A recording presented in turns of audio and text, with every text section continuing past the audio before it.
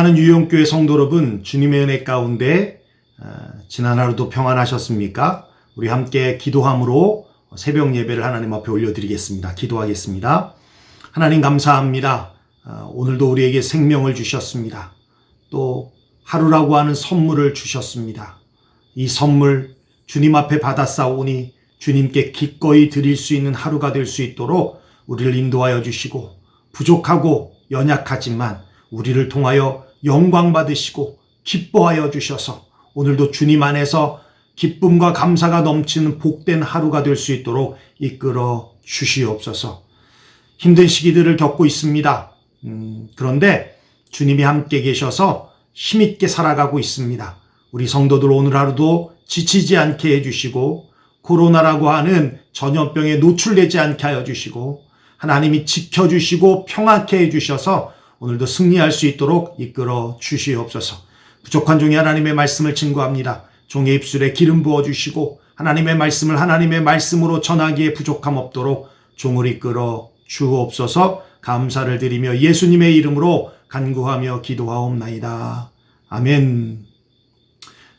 오늘 우리에게 주실 하나님의 말씀은 창세기 50장입니다. 마지막 장이죠. 50장 1절부터 14절 말씀까지인데요. 말씀이 어렵지 않습니다. 제가 봉독해 드리고요. 오늘 본문을 통해서 우리에게 주시는 두 가지 메시지를 함께 나누고자 합니다. 제가 1절부터 봉독해 드리겠습니다. 요셉이 그의 아버지 얼굴에 굽으려 울며 입맞추고 그 수종드는 의원에게 명하여 아버지의 몸을 향으로 처리하게 하매, 의원이 이스라엘에게 그대로 하되 40일이 걸렸으니 향으로 처리하는 데는 이 날수가 걸림이며, 애굽 사람들은 70일 동안 그를 위하여 곡하였더라. 곡하는 기한이 지남에 요셉이 바로의 궁에 말하여 이르되, 내가 너희에게 은혜를 입었으면 원하건대 바로의 귀에 아뢰기를, 우리 아버지가 나로 맹세하게 하여 이르되, 내가 죽거든 가나안 땅에 내가 파놓은 묘실에 나를 장사하라 하였나니 나로 올라가서 아버지를 장사하게 하소서. 내가 다시 오리이다 하라 하였더니, 바로가 이르되 그가 내게 시킨 맹세대로 올라가서 내 아버지를 장사하라.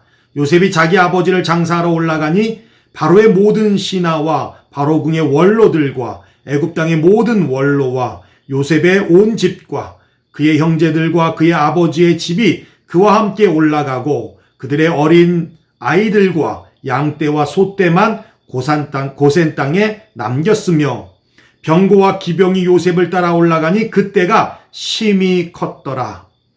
그들이 요단강 건너편 아단 타작마당에 이르러 거기서 크게 울고 애통하며 요셉의 아버지를 위하여 7일 동안 애곡하였더니, 그 땅 거민 가나안 백성들이 아단 마당에 애통을 보고 이르되 이는 애굽 사람의 큰 애통이라 하였으므로 그 땅 이름을 아벨 미스라임이라 하였으니 곧 요단강 건너편이더라.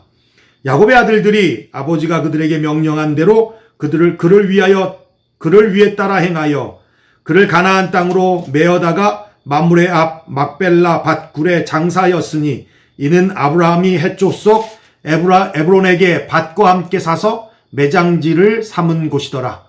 요셉이 아버지를 장사한 후에 자기 형제와 호상꾼과 함께 애굽으로 돌아왔더라. 아멘. 오늘 본문은 우리가 함께 읽어봤듯이 야곱의 장래를 기록해주고 있습니다. 제가 이 말씀을 이렇게 묵상하면서 떠오른 것이 하나 있는데요. 제가 한국에 있을 때 섬겼던 담임 목사님이 계시는데, 담임 목사님이 MBC PD로 젊을 때 일을 했었거든요. 그래서 제주 MBC에서 PD로 근무할 때가 있었는데, 그때는 예수를 믿지 않은 때였습니다. 한 번은 긴 장례식 줄이, 그러니까 이제 장례가 끝나고 이제 발인해서 장지로 가잖아요. 그러면 이제 많은 차들이 이렇게 행렬을 짓잖아요. 그 모습을 본 거예요. 근데 어마어마한 행렬이었다는 겁니다. 그래서 도대체 누구의 장례길래, 제주도 그 당시 뭐 1970년쯤 됐겠죠. 그 당시에 이렇게 제주도는 큰 데가 아니잖아요. 지금이 어마어마하게 발전이 됐지만 누가 죽었길래 저렇게 장례가 거대한가? 장례가 저렇게 장례 행렬이 저렇게 길게 늘어섰는가라는 생각이 들어서 알아봤더니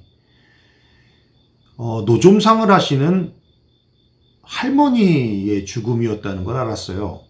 그리고는 그분이 한 교회를 섬기는데 권사님으로서 섬겼다는 겁니다. 야, 뭐 대단한 부를 가진 것도 아니고 그런데 어떻게 저렇게 많은 사람들이 애도를 할까? 많은 사람들이 저렇게 저분의 죽음을 안타까워할까? 봤더니 정말 참 믿음 좋고 신실하신 권사님이었다는 것이죠. 그 교회에 오래 섬기면서 그러면서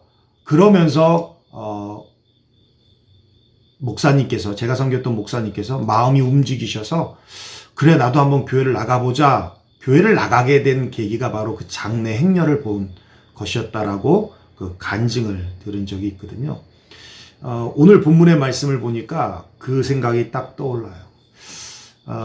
사실 뭐 죽음까지도 그렇게 우리가 생각해야 되냐라고 생각할 수도 있겠지만 어떻게 보면 우리가 어떻게 살았는가에 대한 삶의 열매가 장례식에서 나타나지 않느냐라는 생각이 듭니다. 죽으면서까지 꼭 그런 생각을 해야 될까? 이 말을 의미하는 게 아니라요. 죽음조차도 주님 앞에 영광이 되어지고 죽음조차도 하나님 앞에 쓰임받을 수 있다면 그것은 참 의미 있는 죽음이다라는 것이죠. 그래서 시편 116편 15절에 보면 이런 말씀이 있어요. 그의 경건한 자들의 죽음은 여호와께서 보시기에 귀중한 것이로다. 경건한 자의 죽음은 여호와께서 보시기에 귀중한 것이로다. 그걸 통해서도 하나님께서 전달해야 될 메시지가 있다는 거예요. 그걸 통해서도 한 영혼을 변화시킬 수도 있다는 겁니다.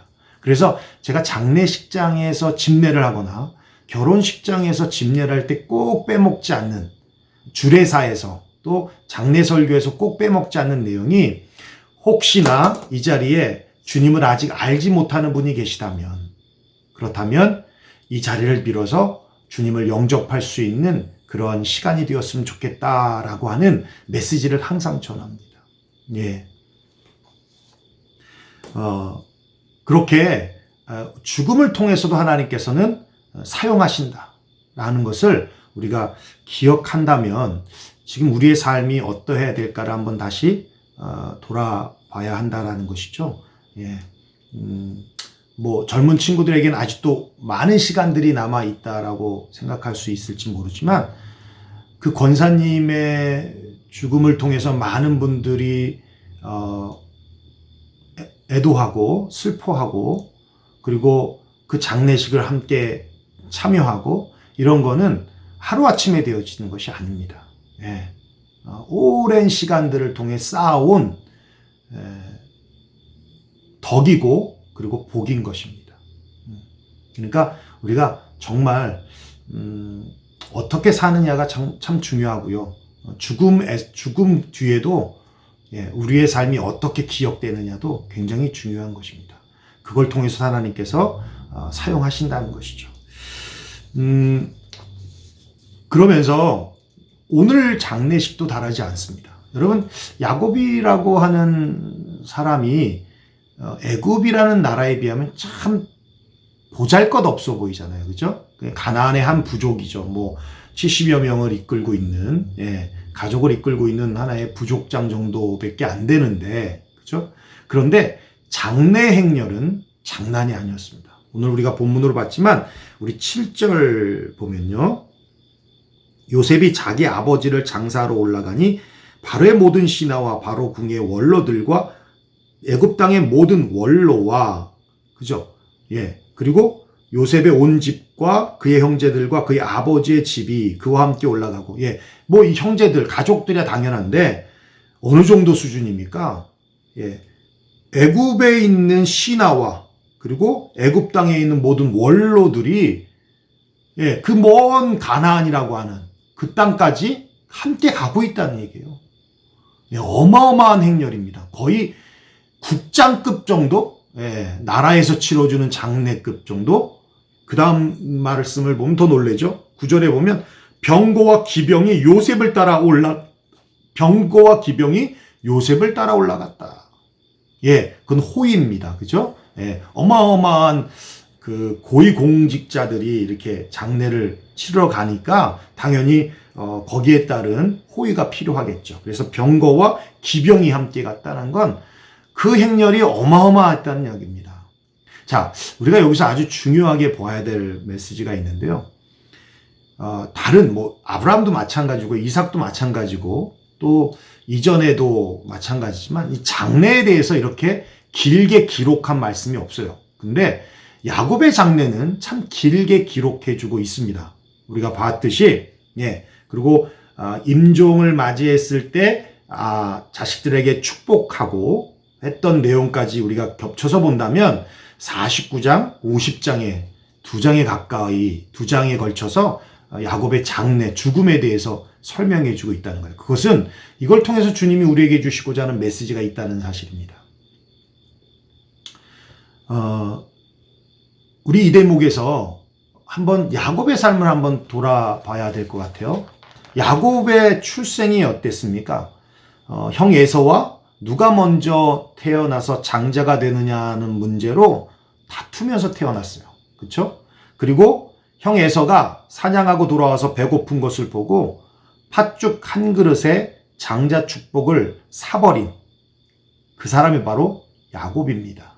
그리고는 아버지 이삭이 눈이 어두웠을 때에 몸에 짐승의 털을 붙이면서 이 에서처럼 그렇게 변장을 하고 아버지를 속여서 장자가 받아야 될 축복을 받았습니다. 그로 인해 그는 또 먼 바다나람이라고 하는 외삼촌 집 한 번도 가보지 않은 그 집으로 도망쳤어야 했고요. 라본의 집에서도 외삼촌이 참 인색했던 사람이죠. 그래서 14년간 무보수로 일을 합니다. 그리고는 이제 더 이상 견딜 수가 없어서 20년을 채우고 나왔는데 나머지 6년은 그가 이제 딜을 하죠. 그리고는 어마어마한 부를 챙기고 나옵니다. 나올 때 많은 재산을 모아서 나오죠. 그리고는 가나안으로 왔을 때 형 에서가 자신을 죽일 수 있다라고 하는 두려움 속에서 또 꾀를 냅니다. 그래서 한 3대 정도로 만들어서 형 에서를 맞이하게 되죠. 그리고는 본인은 정작 형 에서가 칼로 우리의 가족들을 치면 도망치려고 그런 준비까지 다 했던 사람입니다. 그리고는 그가 이제 애굽으로 왔어요. 애굽에 130살, 그렇죠? 130살 때에 애굽에 와서 147세에 죽었으니까 17년을 살았습니다. 그러면서 그가 요셉에게 부탁했던 것은 한 가지였어요. 뭐냐면 내가 죽으면 장례를 치르되 나를 헤브론에 묻어달라는 것이죠. 오직 그 한 가지였습니다. 근데 이게 한 번 얘기한 게 아니에요. 우리가 본문으로 쭉 봤지만 47장에 보면 47장 29절에 30절에 이렇게 말씀하고 있어요. 내 조상들과 함께 눕거든 너는 나를 애굽에서 메어다가 조상의 묘지에 장사하라. 요셉이 이르되 내가 아버지의 말씀대로 행하리라. 그죠? 나를 어디다가? 조상의 묘지에다 장사하라는 거예요. 그리고 31절에 또 못 믿겨서 또 말합니다. 야곱이 또 이르되 내게 맹세하라. 넌 반드시 그렇게 할 거라고 내게 맹세하라. 라고까지 말합니다. 그리고는 죽음 직전에 또 말하죠. 우리가 어저께 같이 나눈 말씀인데요. 29절에 보면 49장 29절에 보면 그가 그들에게 명하여 이르되 내가 내 조상에게로 돌아가리니 나를 햇사람 에브론의 밭에 있는 굴에 우리 선조와 함께 장사하라. 그리고 그 유언대로 요셉은 그 말씀대로 순종했습니다. 자, 야곱의 삶을 보면 참 세상 사람들처럼 살았어요. 세상의 물질에 집착하고 또 세상의 처세술을 가지고 살고 세상의 방법대로 살았어요. 그런데 애굽에 왔을 때 어떤 의미에서 보면 야곱은 바로 앞에서 오히려 머리를 숙이고 물론 나이가 더 많을 수 있지만 머리를 숙이고 그 권력 앞에 굴복한 모습이 바로 야곱의 원래의 모습입니다. 그런데 오히려 바로를 축복하고 있습니다. 당당하게 축복하고 있어요. 그쵸? 무슨 말이에요? 변했다는 얘기입니다. 야곱의 이전의 삶과 애굽에서의 이후의 삶은 달라졌다는 얘기입니다.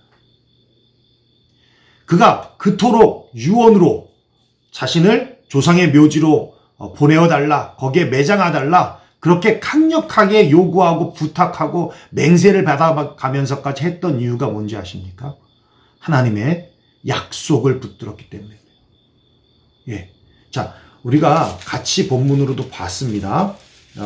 이제 요셉의 정체가 탄로가 나고, 그리고 이제 야곱이 요셉을 만나러 갈 때, 그렇죠? 그리고 그가 부엘세바에 이르렀을 때 하나님 앞에 단을 쌓고 예배를 드렸어요.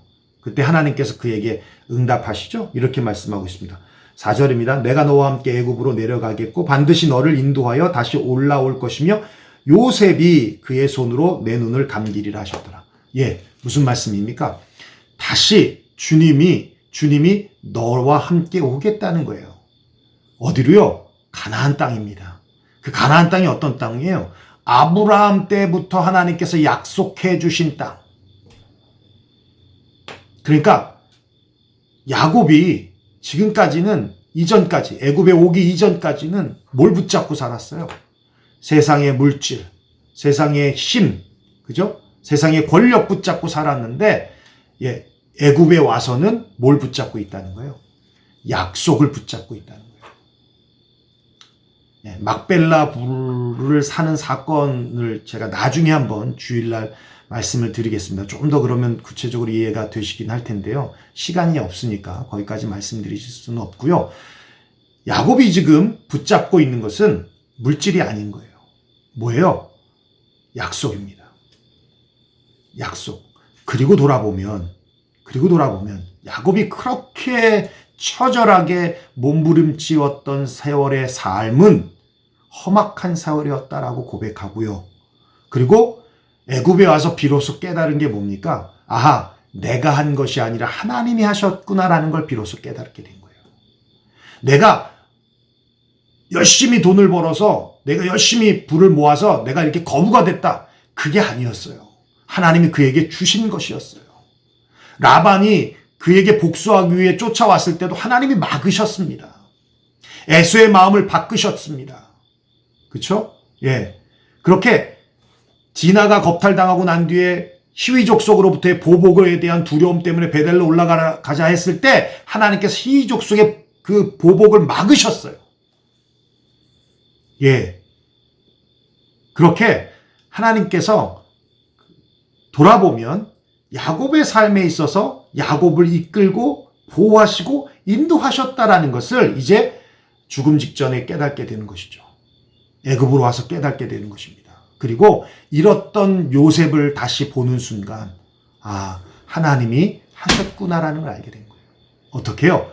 기근으로 이제 죽을 판이었지만 하나님이 미리 요셉을 애굽으로 보내시고 그곳에서 국무총리로 되게 하시고 자신들을 구원해내시기 위해서 미리 준비해 놓으셨다라는 것을 깨닫게 되었다는 겁니다.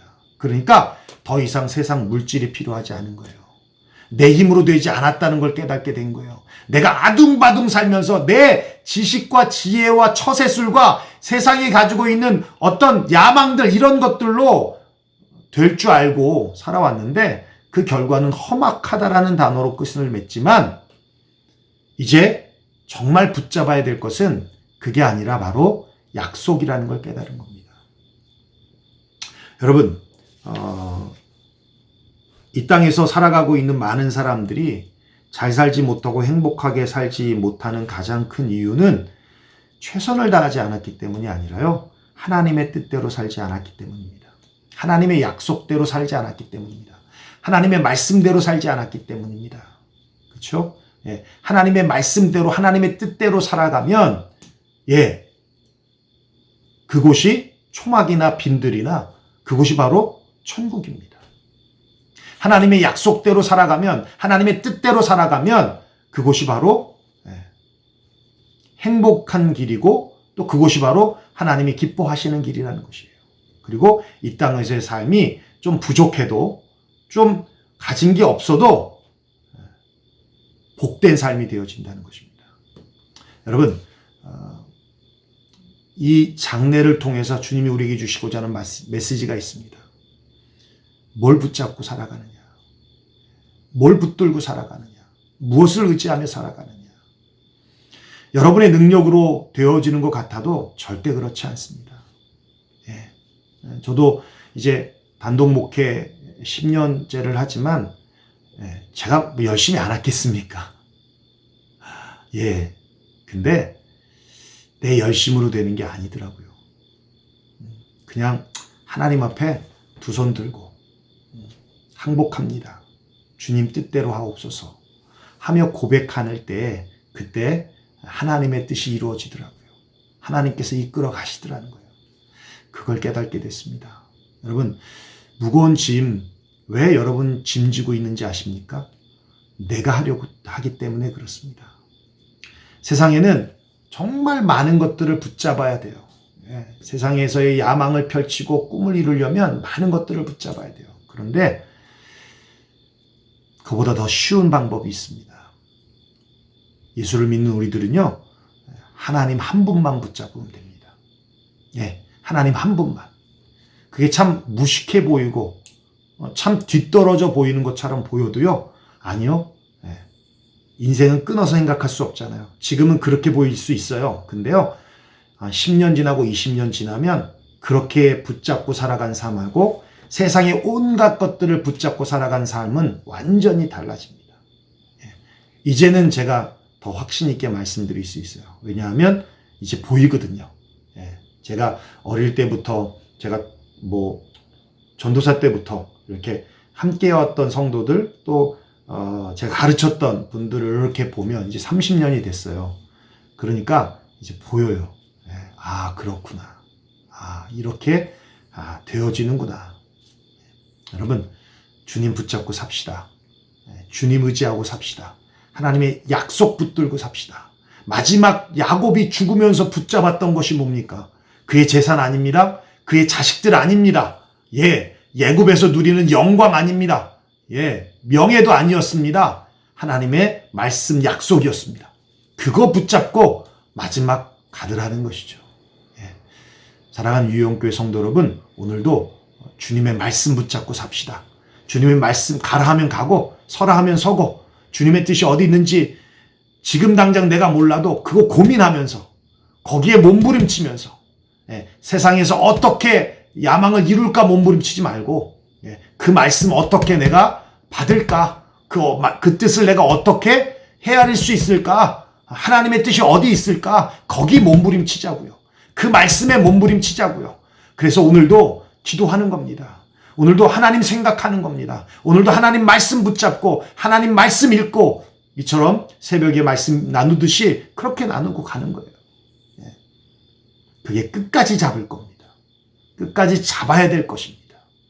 오늘도 저와 함께 그렇게 하나님의 말씀 붙잡고 하나님 의지하고 살아가는 저와 여러분 되시길 주의 이름으로 축원합니다. 기도하겠습니다. 오늘도 변함없이 오늘 말씀 들은 대로 여러분 함께 기도해 주셨으면 좋겠고요. 그리고 교회를 사랑하는 성도들이 더 많아질 수 있도록 위해서 기도해 주시기를 바라고 또 현장 예배가 우리가 함께 드려지고 있는데 가능하면 현장 예배에 더 많은 성도들이 와서 함께 기도하고 예배드리고 또 함께 교제할 수 있었으면 좋겠습니다. 뿐만 아니라 우리 사랑하는 성도들을 위해서도 여러분 기도해 주시는데요. 특별히 직장을 구하고 있는 우리 지체들도 있고요. 그리고 시험을 준비하는 지체들도 있고요. 그리고 이직을 원하는 지체들도 있습니다. 뿐만 아니라 또 육신의 연약함 가운데 있는 우리 성도님들도 계시고 또 비즈니스를 새롭게 오픈한 분들과 또 오픈하려고 계획하는 분들도 계십니다. 또 현재 참 힘든 시기지만 비즈니스를 하고 경영하고 계시는 분들도 있고요. 참 힘든 상황에 놓여 있는 성도들도 있는데 여러분 우리 유영의 성도들을 위해서 정말 간절하게 기도 부탁을 드립니다. 뿐만 아니라 오늘도 나라와 민족을 위해서 변함없이 기도해 주시고요. 북녘 땅을 위해서도 기도해 주시고요. 미국 대선을 위해서도 기도해 주시고요. 코로나 재확산이 더 이상 되지 않도록 붙잡아 달라고 하나님 앞에 기도해 주시고요.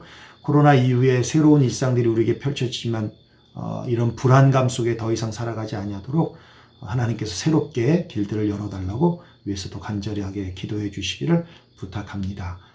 그래서 오늘도 우리 유영에 속한 성도들 주님과 함께 승리하는 하루가 될 수 있도록 기도해 주시기를 부탁합니다. 우리 함께 기도하겠습니다.